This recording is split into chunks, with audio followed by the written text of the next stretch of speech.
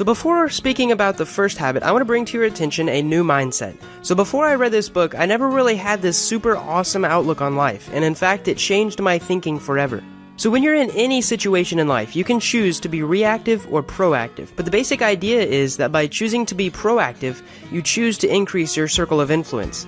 You see, there are things that you can control and there are things you can't directly control, such as the weather, where you were born, or your personal decisions of your boss. Things that you can control include how you react to it.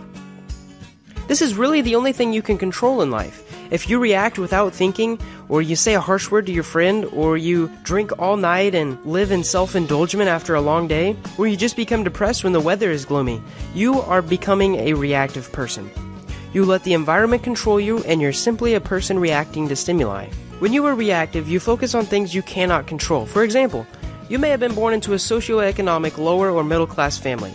You may have been born into an abusive family. You may even been diagnosed with a terrible illness. But focusing on it will not change it. You know what you can control? This is the secret to being proactive, and in turn becoming an effective person. You can control your work ethic. You can control how you treat the people in your life, and you can control if you put on your seatbelt or not. By focusing on things that you can control, you bring more power into your life and widen your circle of influence. So in short, reactive people are people who complain a lot instead of actually going out and changing their actions, and proactive people understand that even if their complaining was justified, complaining about it wouldn't change anything. It would just be negative toxins in their life, polluting their social environment of their peers. See, most people choose to complain simply because it's easier. So let's move on to the second habit. How do you want people to think of you at your funeral? The second habit is all about becoming the person you want to be by thinking deeply about how other people think of you. Now, I'm a mature enough person to not really care what most people think of me, but I do care what my loved ones think of me. I want my girlfriend to think I'm loyal, trustworthy, and fun to be around. And because of this, I'm not going to cheat on her, I'm not going to lie to her, and I'm not going to fill our conversations with complaints or negative thoughts. See, when you die and there's a crowd of people standing around your coffin, what will they say? What will their best memories of you or their worst memories of you be? Think about the end before any major decision, and this will help you become a more effective person. Do you want to be remembered as a person who added value to society? Maybe start filling your Facebook statuses with more positivity and upbeat content. Basically, are you doing the things that allow you to say you've become the person that you want to be? The second habit also goes into creation a bit. See, according to Stephen Covey, the author, everything is created twice. Once in the mind, and once in the physical, real world. The problem is that many things are created in the mind, but are never manifested into tangible things because we tell ourselves, I can't do it. A lot of time, the only thing stopping you from doing something is yourself.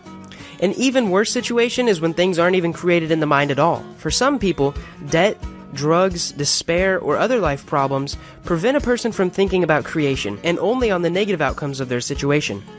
And this is where the first habit comes back. Stop focusing on what you can't control, and you'll be able to create more. You'll be able to add more value to the world.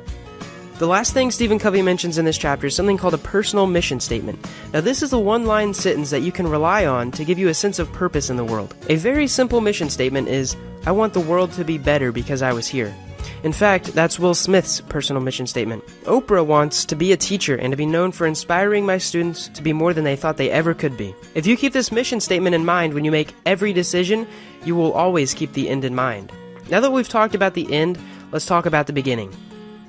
So Stephen Covey came up with this thing called the urgent and important matrix. Basically, everything you can do falls into one of 4 categories. Here's a super easy graphic that can make it easier to understand. Basically, anything urgent is something that needs to be done as soon as possible, and anything important is something that makes us effective. The advice the author gives is to do things that are not urgent, but they have to be important as soon as possible. Because if you do things that aren't urgent before they are urgent, then you won't have to fret about doing them last minute. Here's the thing that kind of annoys me. If I asked most people what they thought was important, they would say things like their health, their relationships, their financial credibility. But when you look into their actions, they spend their time doing other meaningless things like organizing papers, going out for long lunches, hanging out with the wrong crowds, fussing over little crap, doing stupid stuff for the better part of their day that doesn't lead them to bettering the things that they said was important to them. So you gotta put first things first. Spend some time with your family before you waste your time doing something like playing video games. Start putting effort into creating a monthly budget instead of putting your effort pinning new things on Pinterest. Go and work out first before watching that new episode. The problem here is something psychologists call cognitive dissonance, and it's when the things you say are most important to you aren't the same things that you're spending most of your time on. In fact, some psychologists say that this is unhealthy. The disconnect between what we say we will do and what we actually do is terrible, and I think working on this would improve a lot of our lives. So the first 3 habits are about managing yourself and what you can do independently. There are things you can make changes, mindsets you can alter, and attitudes you can adjust to. They set the foundation for the next 3 habits, which have to do with becoming an effective person in society and involve being dependent. So the 4th habit is called Think WinWin. Stephen Covey says that there are 6 types of relationships, and you can think of them as personal, business, or even biological animalistic relationships. The first 2 are what most people think the world is made of: lose-win or win-lose, which means for me to win, you have to lose, or the other way around. People with this type of mentality think that to have the largest skyscraper in the neighborhood, they must tear all the other skyscrapers down. You should avoid these situations because someone will lose even if the net gain is 0. In fact, most people don't even agree to us unless they believe in reciprocal altruism in the long run. Win-lose is like a parasite, where one wins and the other loses.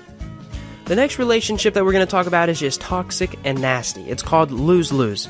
The best example I can think of is there's a story where this couple got married. A couple years later, they decided to get divorced, but the man knew that his ex-wife would win half of everything that he owned in court. But he had quite the ego, and he didn't want her getting his Ferrari or Lamborghini, so he sold them both for $10 each. See, both people in this situation lost a substantial amount of value because of their hatred, and you should definitely avoid any type of relationship like this. Now, the next 2 relationships are not bad, but they should also be avoided. Solely win relationships aren't really a relationship at all, since they only affect one person. People in this type of relationship don't care what anyone else gets as long as they get what they want. It's actually very selfish. Now, the next relationship is called NoDeal. Now, NoDeal is a neutral mentality, and it's actually the most preferable one if the last one is not offered. Basically, each individual agrees that if both parties don't win, there is no deal. In other words, it's completely unselfish. If I can't get what I want without you benefiting too, it's not worth it and there's no deal. Now, the next relationship we're going to talk about is called win-win, and these happen in couple relationships or business relationships and even in ecology. Mutualistic relationships or symbiosis is a term when 2 animals benefit from living together. For you to win, the other person does not have to lose. I could buy and read a book that gives me huge insight into a recent problem I'm dealing with, and because of this, I benefit from the advice and the author benefits from the money.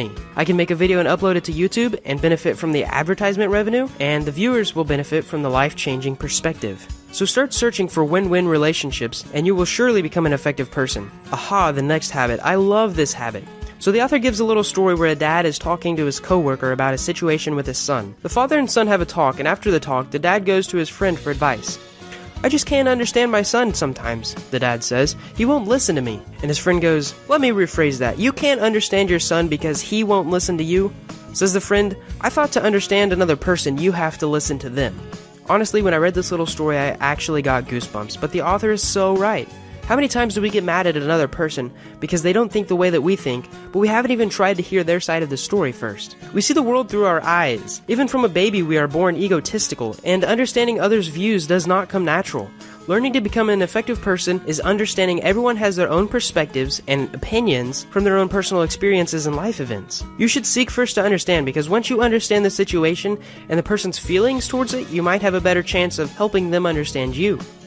So this is a little technical, but I want to get into the 5 levels of listening that Covey covers. The first is called ignoring, and it's just downright rude. So the second level is the kind of level my sister talks to my mom. It's called pretending. Yeah, right. You're at least responding to the person. The third level is called selective hearing. We only hear certain parts of the conversation, usually only the parts that benefit us. And it's really easy to do this with someone who talks a lot, or a preschool child. Another level up is called attentive listening, which is not necessarily listening to the content, but rather the way the words are being spoken. And you focus on the energy. If you listen to a motivational speaker in another language and you actually get motivated, that's called attentive listening.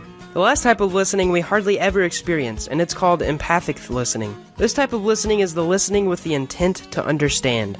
You will get inside the other person's frame of thinking and understand them better. And it's not just the words they say or how they're saying them either. We give them all of our attention, including paying attention to their body language and paying attention to their feelings. This is very powerful because it gives you accurate data to work with, to understand their thoughts, feelings, and motives, instead of you being a brick wall saying, "Conform to me." Another form of great advice Stephen gives is to diagnose before you prescribe, which basically means to understand before you give advice. One of the best ways to find more win-win situations is to understand what the other person wants and needs before you can find a way both of you can benefit. So the next habit is called synergize, and it took me a while to completely understand this, but it basically means the interaction of two or more parts to produce an outcome that is greater than the sum of their individual parts. So a very basic version of synergy comes from a teaching in physiology. So one part might be our heart, another might be your brain, and the third might be your stomach. Of course, these are very complex organs individually, but if they work together, they are extremely effective. Another example would be trees and squirrels. Separately, trees could reproduce by their nuts falling to the ground. Please refrain from commenting about this, but unless there's a really strong wind, they won't spread very quickly. On the other hand, squirrels could live without trees, but they would have to live in bushes and eat only berries. But they might struggle hibernating and eating food in the winter. Together though, the squirrels get protections in the trees, as well as tons of nuts to eat. The trees get the benefit of getting their nuts spread across even more land. Together they achieve and grow more than if they were separate. And one last example would be drugs and alcohol. Now, the effect of sleeping medicine is intensified greatly when mixed with alcohol, and I do not suggest trying this on your own. And in fact, most doctors warn against it. Now, these are considered constructive synergy, but there is also reductive synergy. An example of this is if you had the plague, but then you were also diagnosed with depression. Both are really bad to have, and if you have them at the same time, well, you might need some external help. In medicine, there's actually a word for this, and it's called comorbidity. The opposite of synergy can also happen, sometimes referred to as negative synergy, and this is when waste is created. Let's say you spend $5 million on a business deal, and another company puts in $5 million so that you both can invest in the same company for more money.